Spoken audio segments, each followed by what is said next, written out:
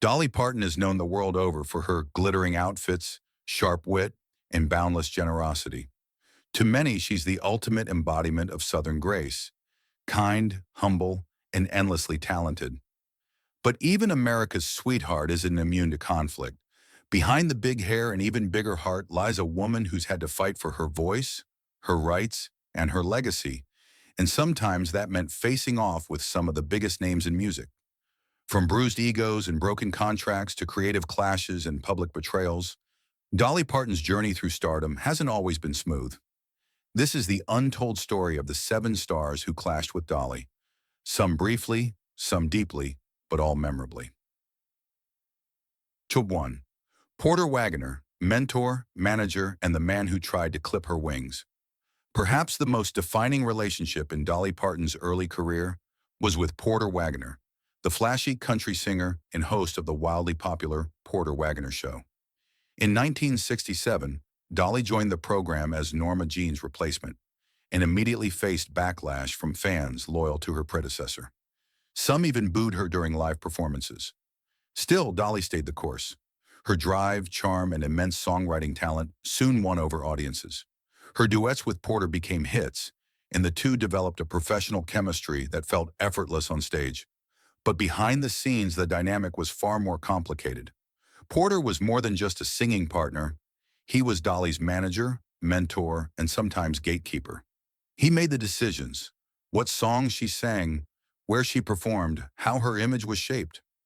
For a while, she went along with it. She was young, still finding her place in Nashville, and she respected him deeply. But Dolly Parton was never just a pretty voice in a sequined dress. She was a songwriter with something to say, and she didn't want anyone telling her how or when to say it.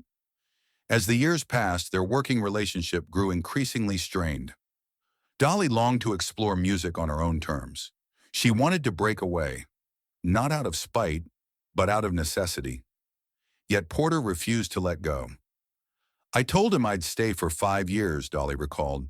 It had been 5, then 6, then 7. He just wouldn't hear of me leaving. We were bound together emotionally, professionally, in every way. In 1974, she finally walked away, but the parting was far from clean. 5 years later, Porter sued Dolly for $3 million, alleging breach of contract and unpaid management fees. Dolly, stunned and heartbroken, settled quietly, choosing dignity over a courtroom battle. Decades later, they reconciled. She inducted him into the Country Music Hall of Fame in 2002 and stood by his bedside when he died in 2007. But that chapter left a scar. Porter helped launch her, but for a time, he also tried to control her. And Dolly Parton, even in her softest moments, has never been anyone's puppet. 2. Linda Ronstadt, the trio that nearly came undone. In the 1980s, the idea of uniting three of country's most powerful female voices was pure gold. Dolly Parton, Linda Ronstadt, and Emmylou Harris came together to form Trio, and in 1987, their album soared to the top of the charts, going multi-platinum and winning a Grammy. On paper, it was perfection. In the studio, not so much. Dolly, ever the quick worker, was known for recording songs in 1 or 2 takes. Linda Ronstadt, by contrast, was a meticulous perfectionist, carefully sculpting every note. The result? Creative friction. According to Dolly, I wanted to scream at Linda sometimes. We just didn't work the same way. Emmylou played mediator, but even she couldn't ease all the tension. While the music remained beautiful, the recording process became increasingly stressful. By the time Trio 2 came around in the 90s, the collaboration had frayed further. After years of label delays and differing visions, the album finally dropped in 1999, to lukewarm reception compared to the first. The magic, it seemed, had dimmed. Linda later called Dolly unreliable and flaky in interviews, remarks that felt deeply personal. For someone who had spent her life proving her professionalism and passion, those words cut Dolly in a way fans never saw publicly. There were no angry Twitter rants or messy interviews. Dolly's way is quieter, but those wounds don't just disappear. 3. Elvis Presley, the song that broke the king's heart. In the early 1970s, Dolly Parton wrote what would become one of the most iconic love songs of all time, I Will Always Love You. It was her farewell to Porter Wagoner, a tender, emotional goodbye in lyrical form. The song was an immediate country hit, climbing to number one on the Billboard Hot Country chart. Enter Elvis Presley. The king of rock and roll wanted to record the song. For Dolly, it was a dream come true, until Colonel Tom Parker, Elvis's notoriously tough manager, laid down a condition. If Elvis recorded the song, he'd need 50% of the publishing rights. For most artists at the time, that would have been a small price to pay for the exposure. But Dolly wasn't like most artists. I cried all night, she admitted later, but I had to stand my ground. That song was like my child. Elvis never recorded the song. According to Dolly, he was genuinely hurt by her refusal. Years later, when Whitney Houston turned the same song into a global phenomenon for The Bodyguard, it vindicated Dolly's decision. She earned more than $10 million in royalties, retained full control, and proved once and for all that her instincts were golden. Still, losing Elvis's version left her heartbroken. Sometimes protecting your legacy means closing doors you wished could have stayed open. 4. Howard Stern, The Day Dolly Fought Back. Dolly Parton rarely responds to criticism. Her brand is built on charm, kindness, and class. But even she has limits, and Howard Stern found them. In 2008, Stern's radio team created a fake, vulgar interview using Dolly's real audiobook recordings. They spliced her voice to make it sound like she was making obscene, racist, and misogynistic remarks about herself, her friends, even her own body. The bit, which Stern called satire, sparked outrage. I have never been so humiliated in my life, Dolly said in a rare public statement. I would never say those things, ever. She hinted at legal action, a move almost unheard of from her. Fans rallied behind her. Radio stations denounced Stern's stunt, but Stern never apologized. Then came a plot twist. In 2023, Dolly appeared on Howard Stern's show to promote her Rockstar album. The moment was tense but civil. Stern was unusually respectful. Dolly, graceful as always, didn't mention the past, but she didn't forget it either.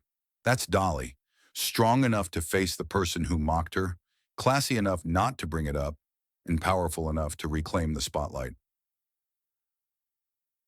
Number 5. Jeff Tweedy, The Quiet Insult That Sparked a Storm. Jeff Tweedy, the frontman of alternative country band Wilco, is known for his lyrical depth and artistic integrity. So when he made a dismissive comment about Dolly Parton's songwriting, it shocked many in the music world. She wrote Jolene and I Will Always Love You on the same day, he said in an interview. I think she should have stopped after Jolene. To some, it was a dry joke. To others, it was a backhanded insult suggesting her best work was behind her. Dolly never responded publicly, but for someone whose songwriting has been her life's blood, who wrote songs in a one-room cabin and turned them into global anthems, those words likely stung. In truth, Dolly's catalog is vast, varied, and deeply personal. Her songs are rooted in Appalachian storytelling, childhood struggles, and hard-earned wisdom. The simplicity is intentional, and it's what makes them universal. Tweedy's comment may have been flippant, but it spoke volumes about how women's contributions, especially in country music, are often undervalued. Lyrics. Whitney Houston, the voice that overshadowed the pen. When Whitney Houston recorded I Will Always Love You, she turned Dolly's gentle farewell into a soul-shaking anthem. The song became one of the best-selling singles of all time, winning numerous awards and cementing Whitney's place in pop history. But for a while it seemed as though people forgot who wrote it. Dolly admitted that hearing Whitney's version for the first time brought her to tears and almost caused a car crash. I had no idea it would sound like that, she said. It just pierced me. Still, rumors swirled that Dolly resented being overshadowed, and that she'd broken an agreement not to perform the song while Whitney's version dominated the charts. Whether true or not, the perception lingered that Whitney stole the spotlight. The reality, likely more complicated. Dolly later praised Whitney's rendition as stunning and a gift. When Whitney died in 2012, Dolly issued a heartfelt tribute saying, "I will always love you, Whitney, but make no mistake, Dolly never gave up control of her song. She kept the publishing rights, reaped the royalties, and ensured her name stayed in the credits. She didn't need to shout to be heard. She just needed to own what was hers." Seventh, Miley Cyrus, goddaughter, rebel, and reflection of a new era. Of all the relationships on this list, none is more emotionally layered than Dolly's bond with Miley Cyrus, her goddaughter, protege, and at times the public's favorite wild child. When Miley shed her Hannah Montana image in the early 2000s and 10s, it shocked the world. From twerking on the VMAs to swinging naked on a wrecking ball, she reinvented herself at breakneck speed. Many looked to Dolly for a response. Whispers spread that she was embarrassed. But Dolly, as always, played it cool.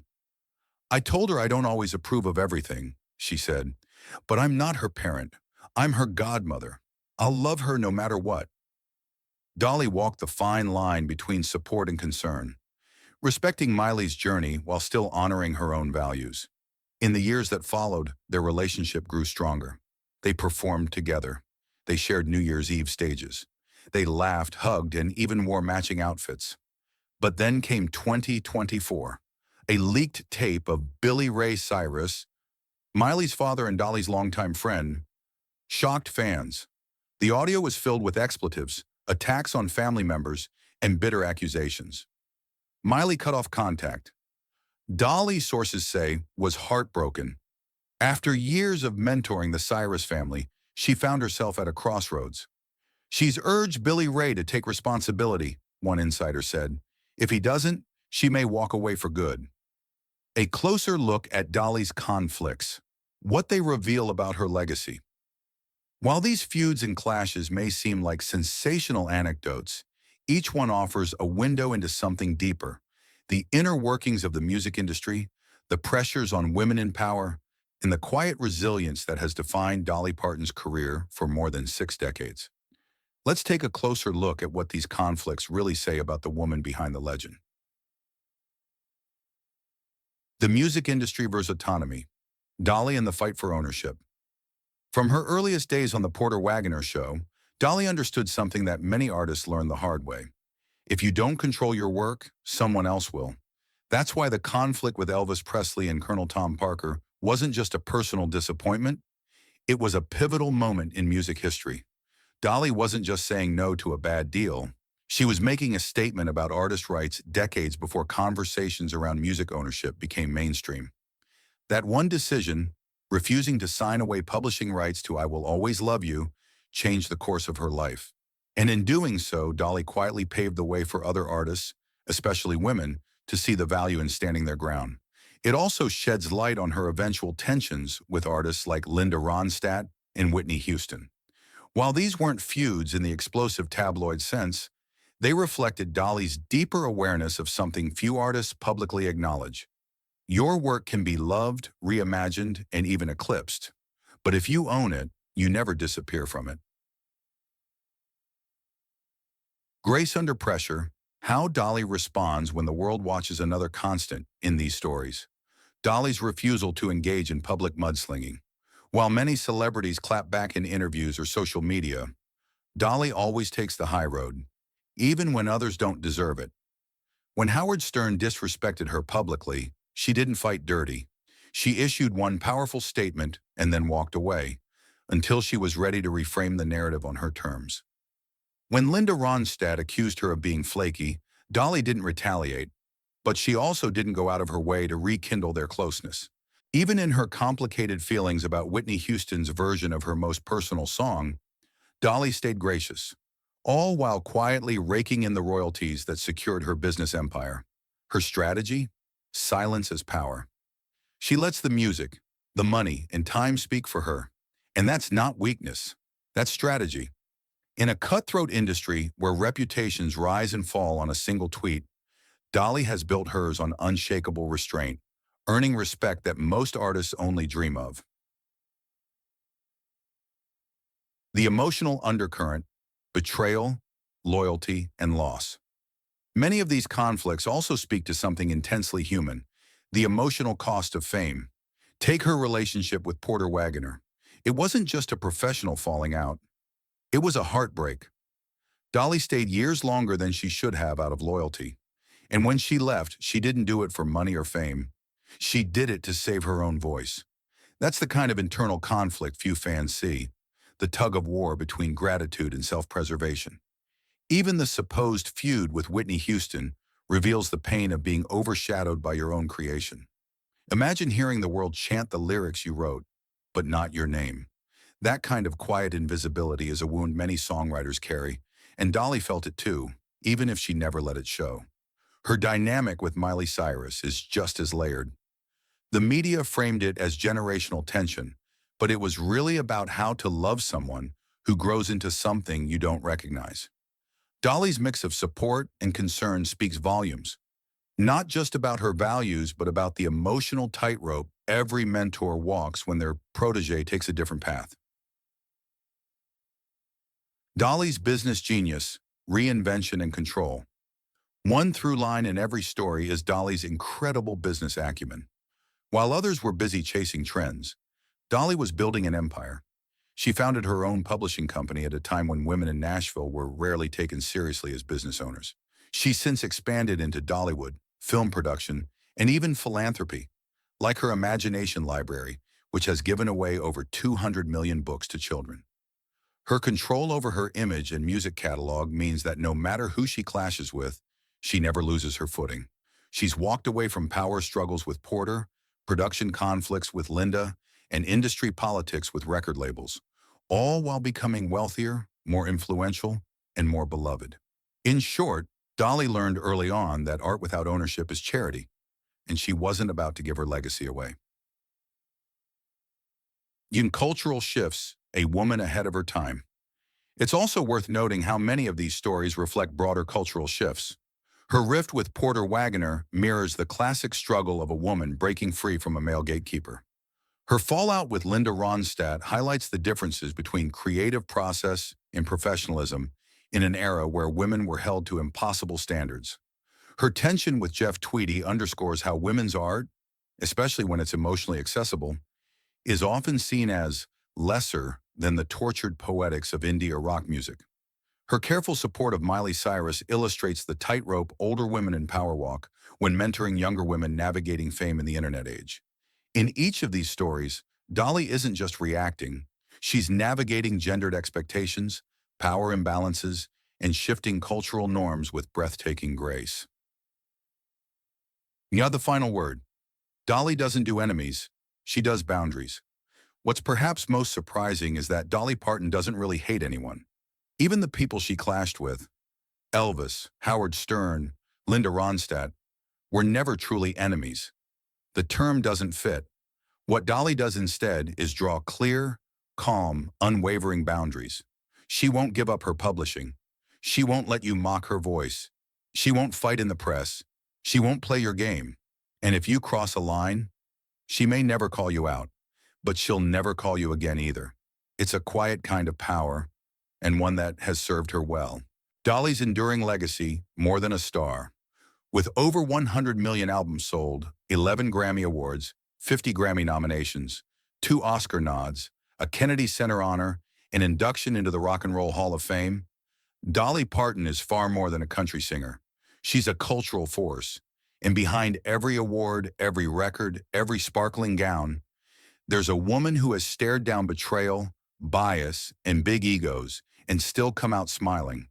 So when people ask if Dolly Parton has enemies, maybe the better question is, who has survived trying to silence Dolly Parton?